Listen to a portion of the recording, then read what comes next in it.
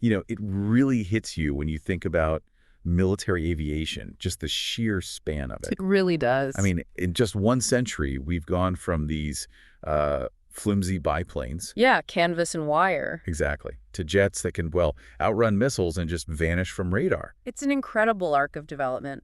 So today we're doing a deep dive into how these amazing machines evolved. We've got some really interesting material you shared. Looking forward to digging in. Our goal is basically to chart this journey, starting with those early World War I fighters, through the big leaps in World War II, the Cold War jets, and then right up to the super sophisticated stuff we see today, the 21st century. Right. Trying to pull out the key moments, the real turning points. Yeah, exactly. Extract the key insights, maybe some surprising facts, show how aerial warfare was just completely transformed. It's a fascinating story, really. It's all about ingenuity, isn't it? Driven by conflict, that constant push for an edge. And what gets me is how fast the basic ideas of air power were defined, and then redefined again and again. Yeah, constantly changing based on new threats, new tech. Precisely. Okay, so let's kick off our deep dive back in World War I. Air combat was really just starting out then. It's infancy, truly. It's almost hard to picture, but early on, planes were mostly just for spotting. Yeah. Looking over the trenches. Reconnaissance, yeah. That was the primary role initially. But it didn't take long for pilots to start, well, shooting at each other. First with pistols, rifles, whatever they had. Haha, yeah, pretty rudimentary beginnings. And that shift, that really pushed the development of the first proper combat aircraft. Absolutely. The need became very clear very quickly. And when you think WWI fighters, one name always pops up.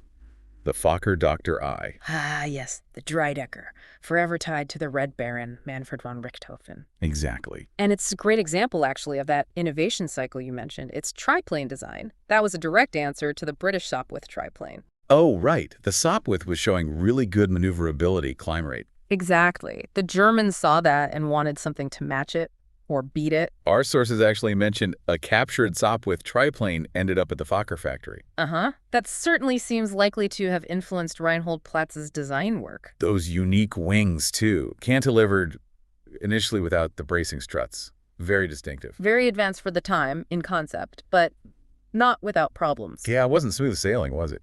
I remember reading about some pretty serious structural issues early on. That's right, big problems. The early Dr. I's had wing failures, especially the upper wing. Wow. Not what you want in a dogfight. Definitely not. It seems it was a mix of construction issues and maybe the materials. Even the fabric covering wasn't quite right. They had to ground the whole fleet. Grounded. Well, they figured it out. Yep. Redesign the wings, replace them. It really shows that early challenge. Yeah. Just making these things strong enough for combat stress. You can just imagine the German pilots chomping at the bit, waiting for these new planes. No doubt. But once they sorted those issues, the Dr. I did deliver on that promise of agility. So restrictions lifted late 1917, and it became the plane for guys like Richthofen. Right. He clearly loved its ability to turn on a dime, climb fast.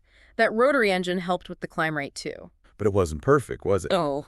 Had some definite downsides compared to Allied planes. Oh, for sure. Speed was a big one. It was noticeably slower in a straight line than many Allied fighters. Which could be a real disadvantage. Absolutely. And that rotary engine, while good for climbing, was kind of getting a bit old tech compared to the inline engines the Allies were starting to use. More powerful ones. So a trade-off then. Agility versus raw speed. Precisely. It shows how early aircraft design was all about balancing these different performance factors for tactical gain. And then there's the whole flying circus thing. Richthofen's group, Jägerschwader 1. With all the bright, personalized colors. Yeah, such a vivid image. Yeah. Our sources kind of hint this might have slightly overblown the Dr. I's actual impact. Well, the propaganda value was huge, no question. Those colors, the mystique around aces like Richthofen, it definitely had a psychological effect. But interestingly, even when better German planes came along, some top pilots stuck with the Dr. I. Suggests its handling still offered something special for skilled pilots. Still, not that many were made in the end. Relatively few, around 320, and it was pretty quickly overtaken by newer Allied designs. Which brings us neatly to one of those key Allied fighters. Yep. The French Sped 13th. Sounds like this was a real workhorse. Absolutely. The Sped 13, designed by Louis Bechereau, was a big step up for the Allies. Built on the earlier Sped 7. Exactly. But the key was the engine. A more powerful, geared Hispano-Suiza. Geared? Why was that important? Well, it let the propeller spin at a different, more efficient speed than the engine crankshaft, so you could get more power out of it. Gave it a definite edge over the direct-drive German Benz engines then. Okay, makes sense. And our material mentions other upgrades too. Ailerons, wingspan, tail, rudder, all tweaked for better handling. And more firepower! Twin Vickers machine guns. That was a big increase. So a major upgrade all around, really. It really was. Better handling, much more punch. And it was the plane for some top Allied aces. Like Geinmarmer and especially Fonck. René Fonck, yeah. Astounding record. 75 official victories, most in the Cessbot 13th. Some reckon he had way more unconfirmed kills, too. His shooting accuracy was supposed to be incredible. Legendary. Our sources mention him downing multiple planes with just a handful of bullets sometimes. Wow. That's efficient. Unbelievably so. There's that story where they found the wreckage of 3 of his kills really close together. Just shows his skill and how good the Cessbot was in his hands. Other top aces flew it too, like Nungesser in France. But it had weaknesses, didn't it? Different strengths compared to the Fokker WWI. That's a key point. The WWI was the king of the tight, slow speed turn. The Cessbot 13 only wasn't quite as nimble in that kind of fight. So what was its strength? Speed, and its ability to dive really fast. It excelled at hit-and-run tactics. Dive in, shoot, use your speed to get out quick. Exactly. A different tactical approach driven by the aircraft's design. It's a theme we'll see again and again. A contrast, yeah. And while maybe production started a bit slow, by the end of the war, the Cessbot 13th was everywhere. Became vital. 81 French squadrons used it, plus the British, Belgians, Italians. Even Italy's top ace, Baracca. Right. And by the armistice, 16 American squadrons had it too. That widespread use tells you how effective it was. Definitely speaks volumes. It really does. And it shows how even that early different design ideas emerged agility versus speed and power. The Fokker and the SB-8, their successes and limits, really set the stage for what came next between the wars and into WWII. Yeah, that early period gives us a crucial insight, doesn't it? Even small advantages in speed or turning could totally change air combat and force the other side to react fast with new designs. Couldn't agree more. Okay, now jumping forward to World War II. Wow, it's like a whole different universe for military planes. A massive leap. The sheer variety of planes, the different jobs they did, it just exploded. Our material even talks about how the lines blurred between, say, strategic and tactical bombers. And the fighter bomber really came into its own as a category. It was definitely the coming of age for military aircraft. It truly was. And it highlights a key thing. As wars get bigger and more complex, the tech has to adapt, right? Yeah. Needs to do more jobs so those old categories like strategic versus tactical bombing start to get fuzzy. Precisely. WWII saw planes evolve from fairly specific roles into these multi-talented platforms doing tons of different missions everywhere. And the pace of change. Engines, weapons, designs. Yeah. Just incredible, driven by the war itself. The demands were immense. Let's start with one that had a fearsome reputation early on. Yeah. The Junkers Ju-87 Stuka, almost synonymous with dive bombing. Indeed. The Stuka, those steep dives, the sirens. Incredibly effective psychologically against ground troops in Poland, France. Terrifying. But its weaknesses became brutally obvious during the Battle of Britain. Yeah. What happened? It was just too vulnerable to fighters. Relatively slow, not very maneuverable. Easy pickings for Hurricanes and Spitfires. So they took heavy losses. Very heavy. Had to pull it back from that fight. It shows how even specialized, effective planes can be really limited when the threat changes. A stark reminder, yeah. Even successful weapons get countered. Yeah. Our sources also mention they developed a longer-range version, the Ju-87R, for the Norway campaign. That's right. Trying to adapt it, stretch its legs for different needs, like hitting ships or targets further away. But the basic vulnerability remained. Exactly. It couldn't really operate safely if the enemy had good fighters in the area. Air superiority was key. Okay, now for a real icon of the Luftwaffe. The Messerschmitt Brave 109. Flew throughout the entire war, so many different versions. The Brave 109, yeah, absolutely the workhorse fighter for Germany. Its roots go back to the mid-30s. Willy Messerschmitt based it on the Brave 108, didn't he? The utility plane. He did, yeah. It won a crucial design competition and then just kept getting developed, constantly improved all through the war.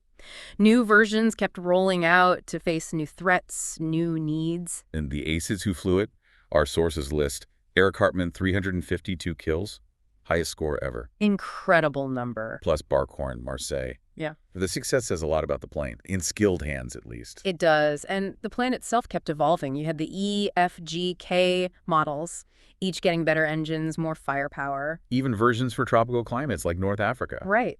The G6, for example, had that powerful Daimler-Benz engine, packed a real punch with cannons and machine guns. It shows that intense tech race during the war. They even tried a naval version, the BF-109T. They did, yeah.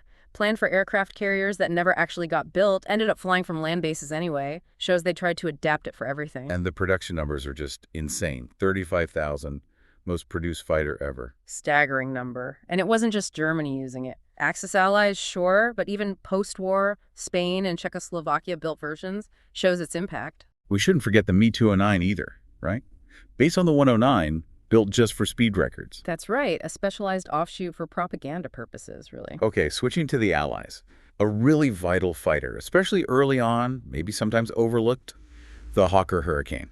Absolutely correct. The Hurricane often gets overshadowed by the Spitfire, doesn't it? Yeah, a bit. But until about 1943, it was critical for fighter command, everywhere. Maybe not as fast in a straight line as some others. But tough. Very tough. Known for being maneuverable and able to soak up a lot of damage and keep flying. Plus, they adapted it for all sorts of jobs. Fighter bomber, night fighter, even photo recon. Its solid design made it really versatile. Our material says later in the war it was mostly out in the Far East. That's right. But it also mentions early night fighting use during the Battle of Britain, intruder missions later, even radar versions in India. Just a really adaptable plane. Its long frontline service in so many roles, so many places, really highlights that adaptability even as newer planes came along. Its contribution, especially early on, was immense. Definitely. Okay, let's shift to the big birds, the strategic bombers. You can't really talk about the early U.S. heavy bombing effort without the Boeing B-17 Flying Fortress. The B-17, yeah. Became a symbol of American air power over Europe, didn't it? Absolutely. The B-17E version was the first really combat-ready one. Big improvements to the tail for stability, and crucially, that heavy defensive armament. Those power turrets, the tail gunner. Exactly. That focus on defense, bristling with guns, was key to the B-17 concept. And the specs on the E model, 4 big Wright Cyclone engines, huge bomb load, 13.50 cals, a flying arsenal. It really was. And it was the first USAAF heavy bomber in combat over Europe with the 8th Air Force, leading that daylight bombing strategy. That's right. The 8th Air Force's plan was daylight precision bombing, flying in those tight box formations for mutual defense, relying on their own guns. But that didn't always work out, did it? No. As our material notes, they took horrific losses against determined Luftwaffe fighters before the long-range escorts arrived. Like the P-51 Mustang. Exactly. Fighters that could go all the way to the target and back. Those raids on places like Schweinfurt in 43, the losses were devastating. Showed just how vital dedicated escorts were. A brutal lesson learned. Highlights that link between offense and defense in air strategy. Absolutely. Okay, let's change gears completely. An aircraft not about dropping bombs, but about moving stuff, people, supplies. The Douglas C-47 Skytrain. The C-47, or Dakota, as the RAF called it. Arguably one of the most important transport planes ever built. Came from the civilian DC-3 airliner, right? It did. The DC-3 revolutionized air travel, and the C-47 did the same for military airlift. They made key changes for military use: stronger floor, big cargo doors, as reliable Pratt & Whitney engines, essential for hauling troops and gear. And the number of versions is amazing. Even a dedicated glider tug, the C-53 Skytrooper. Yep. And over 10,000 C-47s built in the U.S. alone.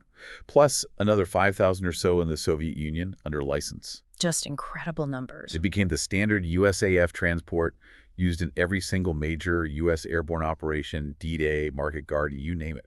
Eisenhower himself put it on his short list of vital war-winning equipment. Yeah, alongside the Jeep, the bazooka. High praise indeed. And thoroughly deserved. The C-47 was the absolute workhorse, flew everywhere, often in terrible conditions. In those anecdotes, our sources mention a C-47 pilot shooting down a Zero. Almost unbelievable, but apparently true. Or one flying with a wing from a different plane, a DC-2, just shows how rugged they were and how resourceful the crews were. Incredible stories, and its RAF service as the Dakota just cements its global importance, vital for Allied victory. Okay, back to fighters. Can't ignore the Supermarine Spitfire. A true RAF icon, symbol of the Battle of Britain. The Spitfire, rightly famous, beautiful design, excellent performance, especially at medium and high altitudes. But they developed versions for lower altitudes too, right? The LFMK-IX? Yes. The clipped-wing LFMK-IX with the more powerful Merlin 66 engine, crucial for fighting down low where a lot of combat happened. Plus, it could carry bombs, adding a ground attack role. Its adaptability was key. Our material also mentions specific high-altitude versions, the Mk6 and 7th, and the dual-role Mk8 that flew out east. Right. Saw a lot of service in the Med and Far East. And using drop tanks to stretch its legs vital for defending Malta, letting them intercept attackers further out. Exactly. Getting Spitfires to Malta in '42 was critical. Later, in North Africa, when the Germans brought in the fifth W190... That was a nasty surprise for the Allies. It was, but the arrival of the improved Spitfire MKIX helped claw back air superiority there. Shows that constant development race. Definitely. Now let's look at a really versatile German plane. The Junkers Ju-88. Started as a bomber, but did so much more. The Ju-88 was remarkably adaptable. Started life as a fast, medium bomber. Saw loads of action in that role. Battle of Britain, the Blitz. But its design allowed for lots of changes. Hugely versatile airframe. Good basic engineering. They modified it for all sorts of specialist jobs. Our sources list quite a few. Balloon cable cutters, maritime search radar versions, anti-shipping strike, torpedo carriers. Yep, quite the list. And it was pretty successful in many of those roles, especially against Allied convoys up near Norway, the North Cape. But maybe its most significant change was becoming a night fighter. That was a crucial evolution. Started with intruder versions, hunting Allied bombers over Britain.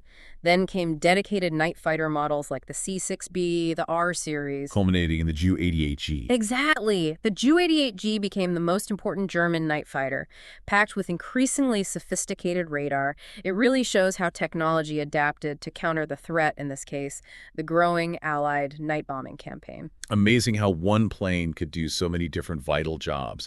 Okay, back to the Pacific. A U.S. Navy plane that really punched above its weight.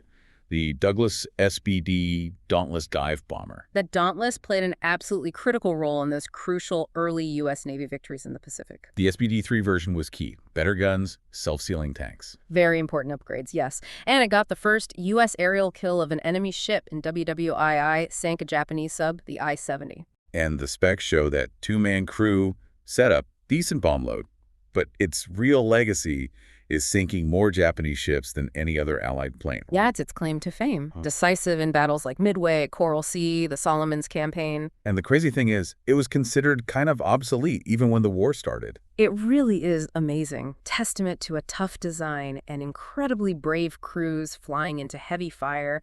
Didn't have the speed or maybe range of later planes, but it got the job done against the Japanese fleet. Our sources even mention one crew shooting down 7 Zeros in 2 days. Incredible stories came out of that period. Speaking of the Zero, the Mitsubishi A6M, the iconic Japanese Navy fighter early in the Pacific War, had a fearsome reputation. Oh, absolutely. The Zero dominated the skies early on. Its first taste of combat in China showed its superiority, agility, range. Better than the older Chinese planes it faced. By a long shot. And when the Pacific War kicked off, its maneuverability and incredible range let it gain air superiority very quickly over huge areas. And its role at Pearl Harbor, of course. A defining moment. It was definitely better than many early Allied fighters it met. Top Japanese aces flew it, like Saburo Sakai. Right, and they improved it too. The A6M3 got a more powerful engine, making it even tougher. Plus, it could carry drop tanks, a huge advantage for range in the Pacific. But it had weaknesses. Big ones, actually. Ah, right. The trade-off, all that agility came at a cost. Exactly. Lightweight construction meant no real armor for the pilot, no self-sealing fuel tanks. So vulnerable to getting shot up. Very vulnerable. Once Allied pilots figured out tactics don't try to turn with it and got better planes like the Grumman F-4F Wildcat, things started to change. The Wildcat was tougher, better armed. So the Zero's advantages started to fade. Shows the design trade-off again. Agility and range versus protection and ruggedness. A classic example. Different priorities, different results, depending on the situation. Okay, another U.S. plane that saw action everywhere. The North American B-25 Mitchell medium bomber. The B-25 Mitchell, yeah. Became the definitive USAAF light-medium bomber. Saw action in pretty much every theater. Flew with the Navy, too, and allies. And famously used in the Doolittle raid on Japan. That was a huge morale boost early in the war. Our sources detail the B-25D twin-right Cyclone engines. Good bomb load. Flew in the Pacific, the Med, India, even the Aleutians. A real globetrotter. And it was really successful as a low-level attacker, wasn't it? especially in New Guinea. Extremely effective. Led to them developing those heavily armed gunship versions specifically for strafing and ground attack, packed with forward-firing machine guns, even cannons sometimes. And the Battle of the Bismarck Sea really showed what it could do in that role. A pivotal moment. B-25s using skip bombing tactics devastated a Japanese troop convoy. Really showcased how medium bombers could adapt to tactical needs. Okay, back to Germany. Another fighter that really shook things up when it arrived. Yeah. The Focke-Wulf Fu-190. The Fu-190, yes. A nasty surprise for the RAF when it first appeared, including its later development, the Tau-152. The first ones were the A-series. Right, the FW-190A, and it immediately showed better performance than the Spitfire MKV, which was the RAF's main fighter then. Used a radial engine, unlike the BF-109's inline. Gave it a different look, different strengths. Definitely posed a major challenge. A technologically advanced new opponent. Our sources mentioned some early teething problems, engine overheating in the A1. Yeah, initial issues. But they sorted those out in the A2 variant, which also got better armament. Just constant refinement on both sides, that aerial arms race. Absolutely. Non-stop cycle of innovation and counter-innovation. That defined the air war in WWII. Okay, shifting to the Eastern Front. A crucial Soviet plane, especially for ground support. The Ilyushin Il-2 Sturmovik. The Sturmovik, yeah. Heavily armored ground attack plane. Absolutely vital for the Soviets. Especially at Kursk. Hugely important at the Battle of Kursk in '43. Used as part of combined arms tactics, hitting German tanks hard, really contributing to the Soviet victory. Its design was all about protecting the pilot and engine, letting it survive intense ground fire. Arm material talks about the massive Soviet air power buildup for Kursk. Huge numbers of Il-2s supporting the offensive. Right. They often took heavy losses themselves from flak, but their impact on the German ground forces was immense. Helped turn the tide. Kursk was such a turning point. And the Il-2 played a massive part in that Soviet success. Just the sheer numbers they deployed. Underscores its importance to the Soviet war effort. Now for something completely different. The de Havilland Mosquito. Yeah. British, made of wood, incredibly fast and versatile. The Mosquito, the wooden wonder, truly remarkable aircraft. Its first job was actually photo reconnaissance. Unarmed. The first PR versions were, yeah. Its speed from those powerful Merlin engines and lightweight wooden frame made it almost impossible for fighters to catch early on. Shows how using different materials could give a real performance edge. And they kept developing the PR versions. More cameras, better engines. They did.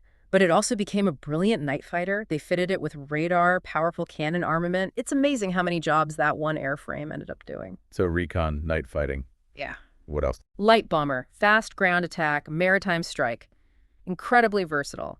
A testament to great design and engineering. We touched on the P-51 Mustang earlier, but it really became legendary when it got that Rolls-Royce Merlin engine, built by Packard in the U.S. That changed everything, didn't it? Absolutely revolutionary. That British decision to try the Merlin in the Mustang airframe totally transformed it. How so?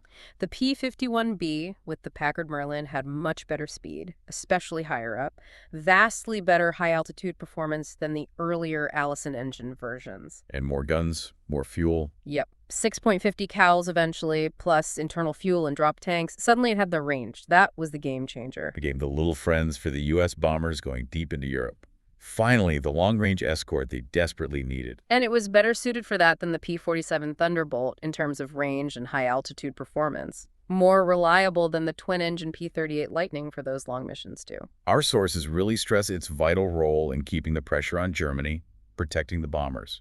Being able to escort bombers all the way to targets deep inside Germany, and crucially all the way back, was decisive. It stopped the Luftwaffe from inflicting crippling losses, and the Mustang itself was a superb fighter, taking on the German interceptors, gradually won air superiority. Another key American fighter was the Republic P-47 Thunderbolt. Big, rugged, powerful. The P-47, yeah, designed by Alexander Kartveli, a beast of a plane built around that big Pratt & Whitney R2800 radial engine. With a turbocharger for high altitude. Right, and heavily armed 8.50 caliber machine guns. That's serious firepower. The P-47B started arriving in the UK in '43. Yep, for the 8th Air Force. Initially, its main job was high-altitude escort for the B-17s. But it turned out to be good at other things, too. Very effective, especially later in the war in the ground attack role. It was tough, could take a beating from ground fire, and could carry a lot of bombs and rockets. A real versatile workhorse, kind of like the Hurricane in that respect. Adapting to the mission? Exactly. Okay, back to Britain. The Avro Lancaster, probably their most famous heavy bomber, linked to things like the Dambusters raid. The Lancaster, yeah. Interesting origins, developed from the less successful twin-engine Avro Manchester. What was the key change? 4 engines, reliable Rolls-Royce Merlins. That was the crucial decision. Avro pushed ahead even when the project nearly got canceled. It became the absolute mainstay of RAF Bomber Command's night offensive against Germany. The specs for the BMK, I show that massive bomb load capacity. Yeah. Just incredible. Astonishing for the time. And the fact it stayed in production right through the war says a lot about the basic design. Absolutely. Its ability to carry huge specialized bombs like the bouncing bombs for the Dams raid or the tall boy deep penetration bombs for hitting hardened targets made it indispensable for the strategic bombing campaign. Huge contribution. Right. Shifting to naval aviation in the Pacific again. The Grumman F-6F Hellcat. Arguably the best all-around U.S. carrier fighter of the war. Many would say so, yes. It really took over from the earlier F-4F Wildcat and dominated the skies in the later years. Built on lessons learned from the Wildcat. Directly. Key improvements. More powerful engine, lower wing for stability, retractable gear, tough all-metal build, folding wings for carrier use, and 6.50 cal Brownings for firepower. Development moved towards more powerful engines, leading to the F-6, F-3. Yes, that was ordered in bulk, started reaching the fleet in '43. Then the F-6, F-5 added fighter bomber capability, could carry more bombs, rockets, even optional cannons, plus engine upgrades. That Pratt & Whitney radial engine was a beast. It was. And its performance in the Battle of the Philippine Sea sounds legendary.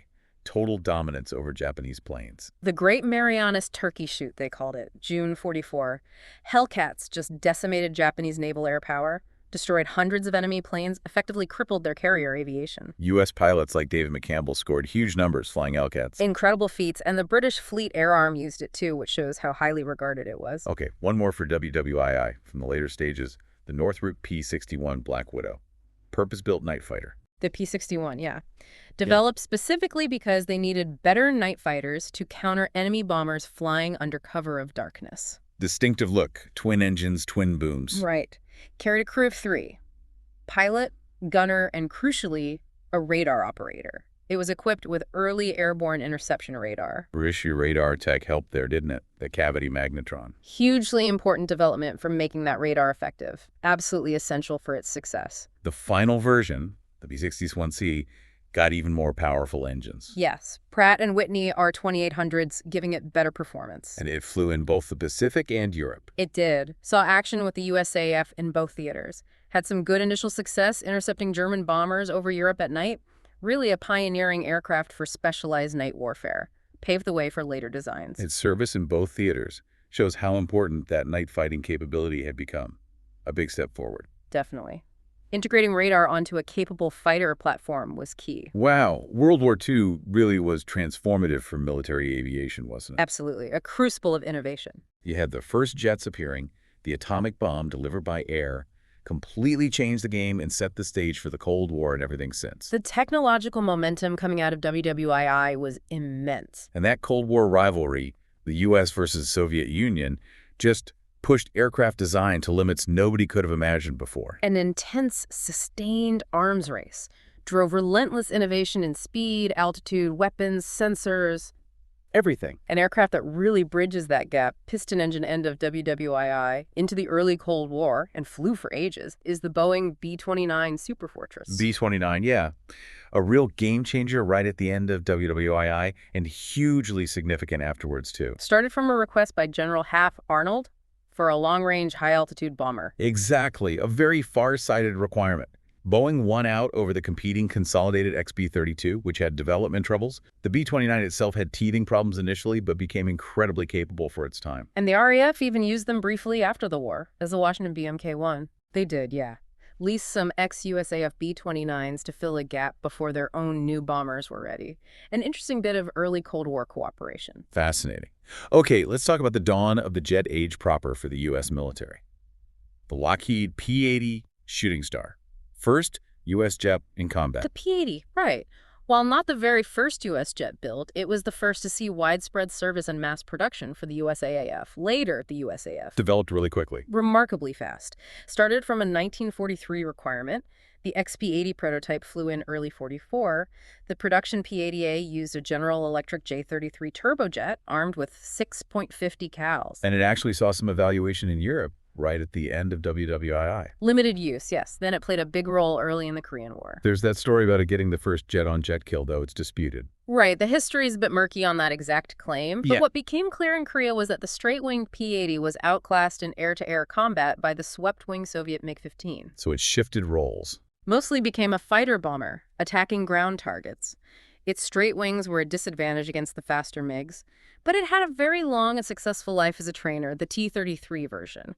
Flew for decades all over the world. Ah, the T-Bird. Right. Now, speaking of planes that were good against MiGs, the North American F-86 Sabre earned the MiG killer rep in Korea. The F-86 Sabre, absolutely. Another aircraft with a very long and distinguished career. First flew in 47. Designed as a day fighter initially. Yes, but proved very versatile. Led to several key versions. The F-86D was an all-weather interceptor with radar and rockets. The F-86K was for NATO, with cannons. That's right. And the F-86H was a fighter bomber, more power, could even carry tactical nukes. Our material says the F-86D was the most numerous version. It was. And the F-86 was built in huge numbers, used by tons of countries, licensed production too. Canada, Italy, Japan. Huge global impact on early jet aviation. Even the U.S. Navy's FJ Fury fighters were based directly on the Sabre design. Shows its influence. So the Sabre was really pivotal. That swept-wing design set the standard. Absolutely. Its success against the MiG-15 over Korea is a landmark in air combat history. Okay, on the Soviet side, following the MiG-15 came the MiG-17, right? Offering better performance. The Mikoyan Gurevich MiG-17, yes. A significant evolution. The MiG-17F variant was key. It had an afterburning Klimov engine. Afterburner, for extra thrust. Exactly. Gave it a big boost in acceleration and speed for short bursts. Became the main version. They also developed radar-equipped interceptors, the MiG-17P and PM. And the MiG-17 PFU was missile-armed, first one in Europe. That's a notable detail, yes. Yeah. The PFU was the first production missile-armed interceptor in European service. Really shows how fast air-to-air missile tech was developing then. Changed everything, didn't it? Missiles versus guns. Fundamentally altered air combat tactics and aircraft design priorities. Okay, jumping ahead quite a bit now to an absolute legend still flying today. The Boeing B-52 Stratofortress, longest-serving bomber in U.S. history. Just incredible. The B-52's longevity is staggering, a testament to a fundamentally sound, adaptable design. Started in the late 40s, originally planned with turboprops. That was the initial idea, yeah. But they quickly switched to the new, powerful Pratt & Whitney J57 turbojets. It beat the competing Convair YB60 design easily and became the USAF's main strategic bomber. Its design looks inspired by the earlier B-47. With the swept wings, engines, and pods. Very clear lineage there. And that basic layout proved incredibly adaptable over, 70 years now? Even the specs for the latest B-52H are still impressive. Huge range, massive payload. Played a role in Desert Storm in '91, launching cruise missiles. LCMs, yeah. And there was that record-breaking conventional bombing run in '96, Operation Desert Strike. Maybe the most surprising thing is its recent combat use. Iraqi freedom, enduring freedom. Doing close air support with smart bombs. Its continued relevance is amazing. That ability to loiter for ages, carry a huge mix of weapons, both old-school bombs and modern precision munitions, makes it invaluable for lots of roles, even CAS. Just a testament to that original design and decades of upgrades. Okay, British side, another long-serving B-bomber. Avro Vulcan, famous Delta wing. The Vulcan, yes. A key part of Britain's Cold War nuclear deterrent. Designed as a high-altitude, long-range nuclear bomber. The later BMK-2 version was the main one. Bigger wing, more powerful engines. Correct. Significant performance boost. But its most famous combat came unexpectedly, didn't it? The Falklands War in '82. Flying conventional bombing missions. Those incredibly long-range Black Buck raids. A remarkable, unexpected chapter for a strategic nuclear bomber. Shows adaptability when needed. Definitely. Now, another plane with an incredibly long production run and service life, The Lockheed C-130 Hercules, the ultimate military transport workhorse. The C-130 Hercules, absolutely. Designed based on lessons from the Korean War about needing a really versatile tactical airlifter. First flew in '54. And quickly proved itself. Key features were that high wing for rough field operations, the rear loading ramp for easy cargo handling, and its ability to drop troops and supplies by parachute made it indispensable. And so many versions followed the initial C-130A, BEH models with better engines, props, more payload. Even a version for the RAF, the C-130K, the Hercules CMK-1, shows its international appeal, and the stretched H-30 version for even more cargo. And it's been involved in pretty much every conflict and major humanitarian effort since it was introduced.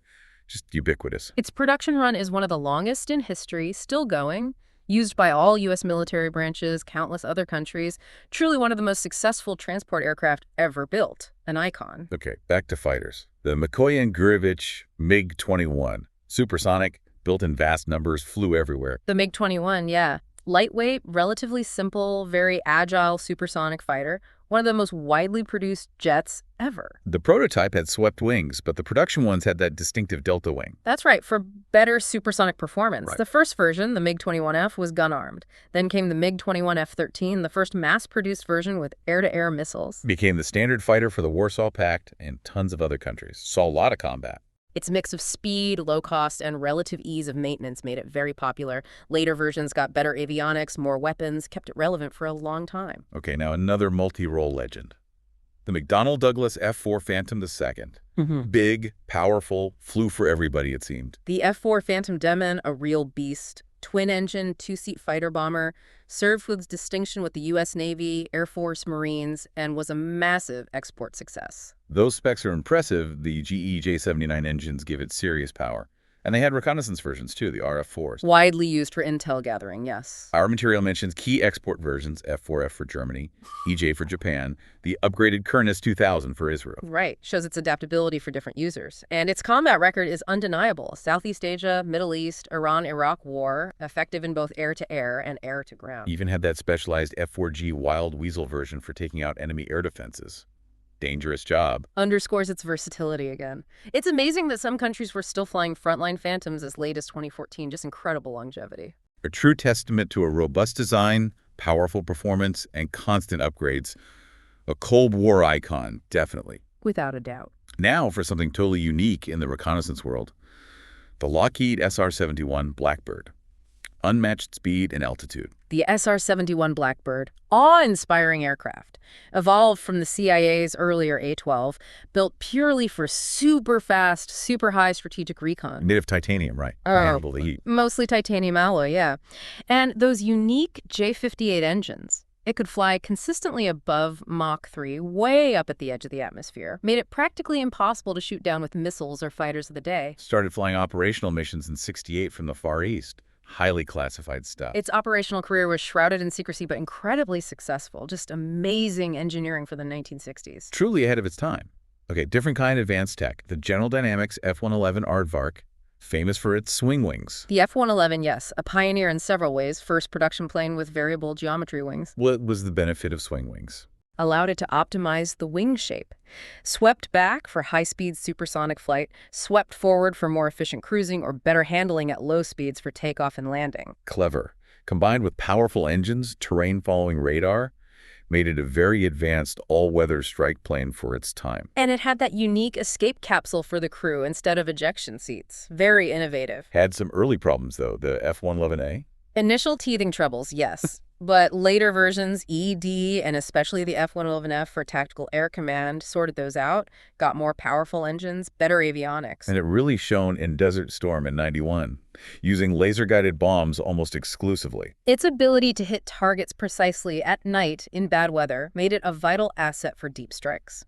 The swing wing concept, though complex, proved successful and influenced other designs. Another huge transport plane from the late '60s boosting U.S. strategic airlift. The Lockheed C-5 Galaxy. The C-5 Galaxy, yeah. Developed specifically for massive, long-range heavy lift. Its huge cargo bay could carry outsized equipment tanks, helicopters that nothing else could handle easily, made rapid global deployment possible. Saw use late in Vietnam, and crucially in the '73 Yom Kippur War, resupplying Israel. Absolutely vital missions. It remains a cornerstone of U.S. strategic airlift capability today, irreplaceable for moving the biggest stuff. Okay, switching to the Soviet side again. The Tupolev Tu-22M backfire bomber. Its appearance caused a stir in NATO. It did, yeah. The backfire was a powerful, fast, long-range bomber seen as a major threat to NATO navies, especially carrier groups and supply convoys. Carried anti-ship missiles. Big ones, yes. Forced Western navies to develop new defenses. The later Tu-22M3 version had better avionics, weapons, performance. Saw combat too. Afghanistan, Chechnya. Yes, used in those conflicts. The one was shot down over Georgia in 2008. And now all the remaining backfires are under the Russian Air Force, but still have a maritime role. That seems to be the case. Still a significant part of Russia's long-range strike force. Highly capable platform. Back to U.S. carriers. The Grumman F-14 Tomcat. Legendary interceptor that later became a multi-role fighter bomber. The F-14 Tomcat, yeah. Initially designed purely as a long-range fleet defense interceptor, built around that powerful AWG-9 radar and the long-range AIM-54 Phoenix missiles. But after the Cold War, it adapted. Successfully transitioned into a potent multi-role platform. Flew strike missions over Afghanistan and Iraq later in its career. The F-14D Super Tomcat was the ultimate version, with digital avionics, the better AN/APG-71 radar. An iconic plane, partly thanks to movies, but with real combat pedigree too. Definitely. Those variable sweep wings, powerful engines, gave an amazing performance. And carrying both long-range air-to-air missiles and precision ground attack weapons made it truly versatile. Now, for a plane designed for one specific gritty job, the Fairchild Republic A-10 Thunderbolt II, the Warthog, totally unique. The A-10, yeah. Purpose-built for the USAF's AX requirement, a tough, survivable, close air support plane, specifically good at killing tanks. Beat the Northrop YA-9A in the competition. Largely because of its ruggedness and firepower. It's basically designed around that massive GAU-8A Avenger 30mm Gatling gun. Probably the most powerful airborne anti-tank gun ever. Arguably, yes. And the whole plane prioritizes survivability. Engines far apart, shielded exhausts, that titanium bathtub cockpit protecting the pilot. The Air Force nearly retired it after the Cold War, didn't they? They considered it. But then came Desert Storm in '91. The A-10 proved incredibly effective against Iraqi tanks, achieved a very high kill rate, found a new lease on life. And it's flown in pretty much every major U.S. conflict since. Troops on the ground love it for close support. Earned a huge following, unmatched in that specific CAS role, which is why, despite Pentagon attempts to retire it, Congress keeps blocking it. Repeatedly.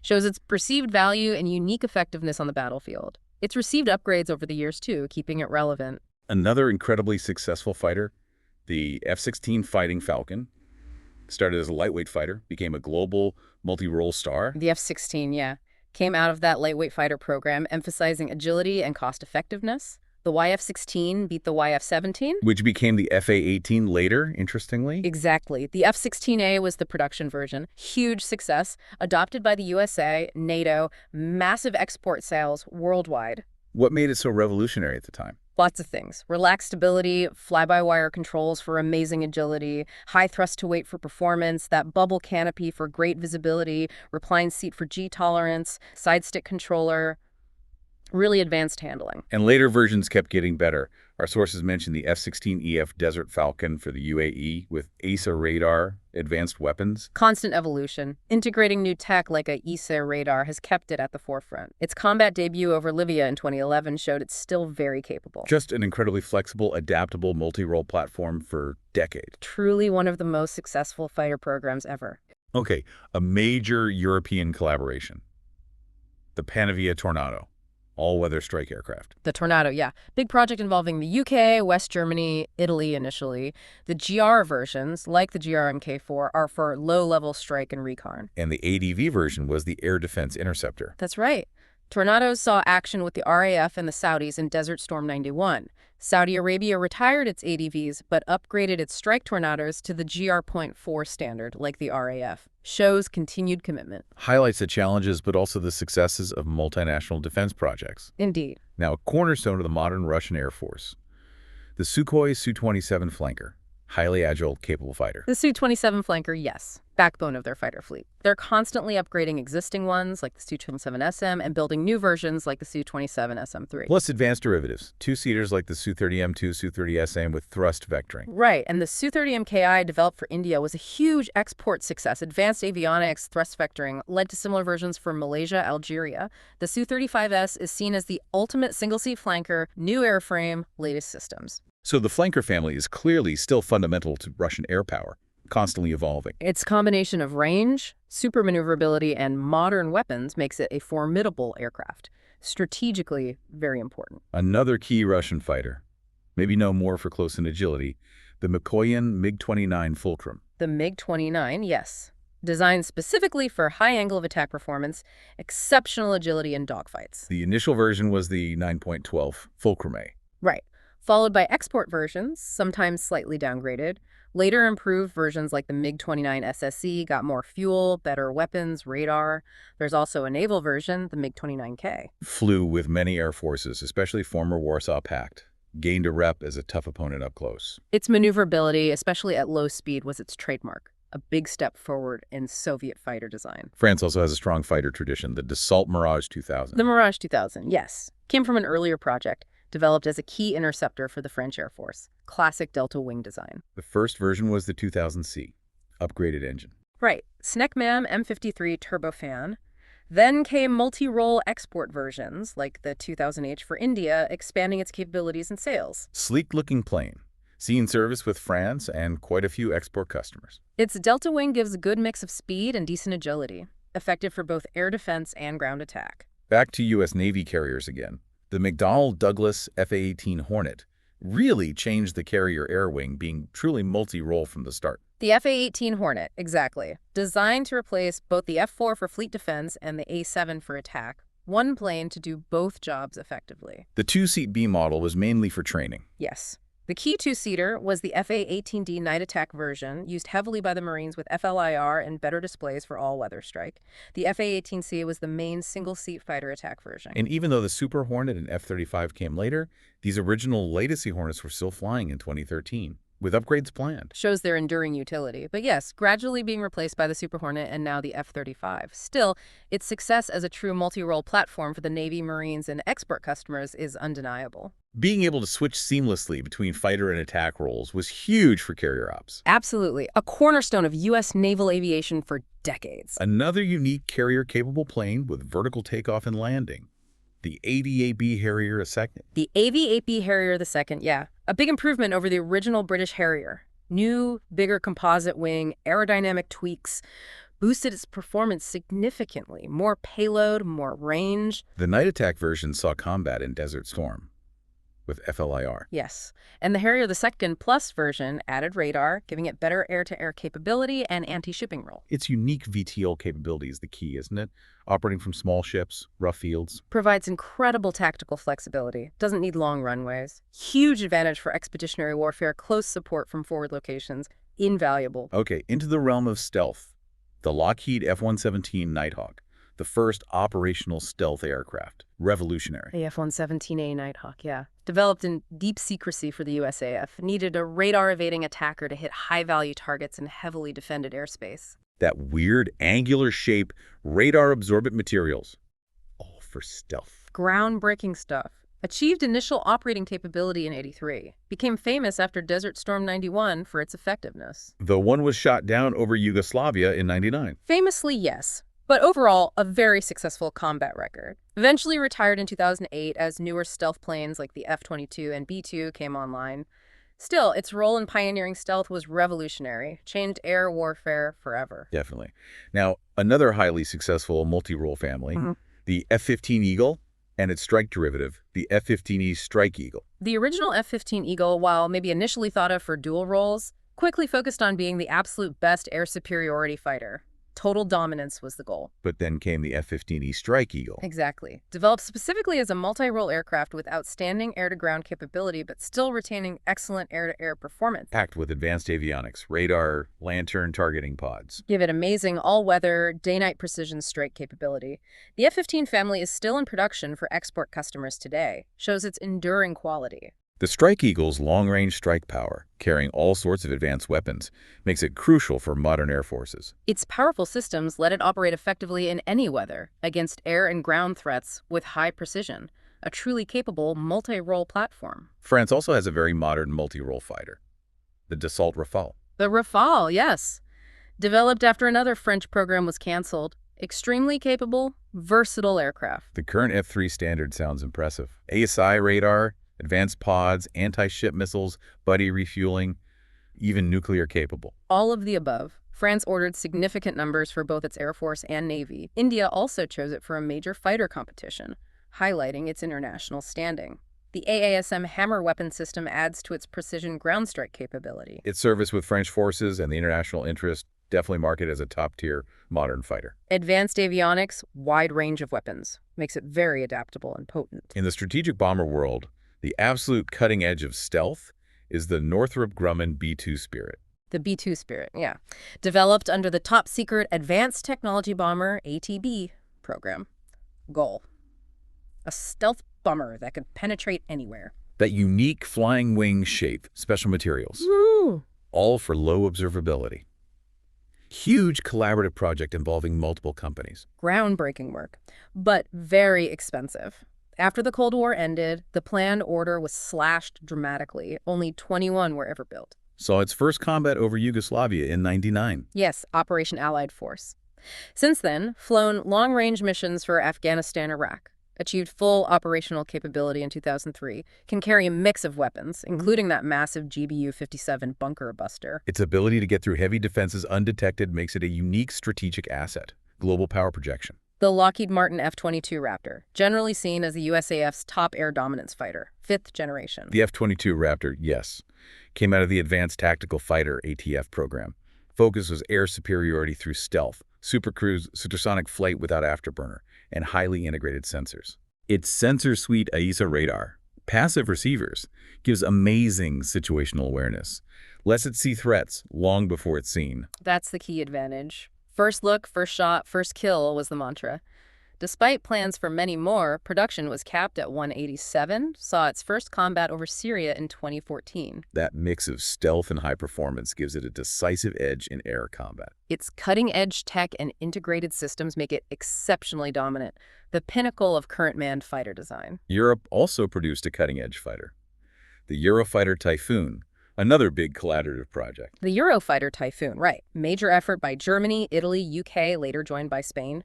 Goal: a highly agile multi-role fighter, initially focused on air defense. The advanced design features: unstable aerodynamics, canards, fly-by-wire. Exactly. Plus extensive use of composites, OTES, cockpit, advanced avionics. The EAP demonstrator paved the way. Production happened in 3 main tranches for the partner nations and Saudi Arabia. So combat debut with the RAF over Libya in 2011. That's right, Operation LME. Initial versions had the Captor mechanically scanned radar, but upgrades are bringing in the advanced Captor AESA radar. Its agility and advanced systems make it a formidable opponent, and it keeps getting upgraded. Its mix of advanced aerodynamics and sophisticated systems gives it great performance across air-to-air and air-to-ground missions. And finally, the Lockheed Martin F-35 Lightning II. At the time of our sources, still in development, but now operational, represents the next generation for many. The F-35 Lightning II, yes, a massive joint program involving the U.S. and many international partners, aims to be a versatile, stealthy, advanced, multi-role fighter in 3 versions. A for conventional, B for short takeoff vertical landing, C for carriers. Right. First flight was 2006. Extensive testing followed. First production plane flew 2011. Deliveries started then. International collaboration is huge. 8 partner countries plus foreign military sales. UK got the first international delivery in 2012. Designed to blend stealth, sensor fusion, networking, aiming for unmatched awareness and effectiveness. It'll be fascinating to see how it really shapes future air warfare. Indeed. It's the latest attempt at that definitive all-around fighter. Its long-term impact will be watched very closely. Well, you've definitely walked us through an absolutely incredible century of military aircraft evolution today. It's quite a journey to cover. From those fragile WWI biplanes to these incredibly complex, stealthy, sensor-packed jets of today.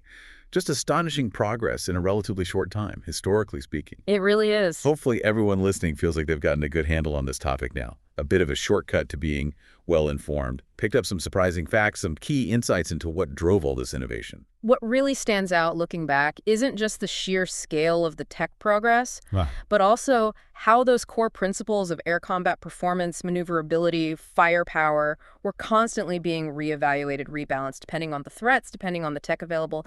That interplay has been constant. Absolutely, a continuous push and pull. And when you see that relentless pace of innovation over the last century, it really makes you wonder, doesn't it? What comes next? Exactly. What might the next century hold? What currently unforeseen tech could emerge and just completely reshape air combat all over again? It's a fascinating question. Drones, AI, hypersonic, who knows what the next big leap will be? Definitely something to keep thinking about, keep exploring. Thanks so much for taking this amazing deep dive with us today. My pleasure. Always fascinating to trace that history,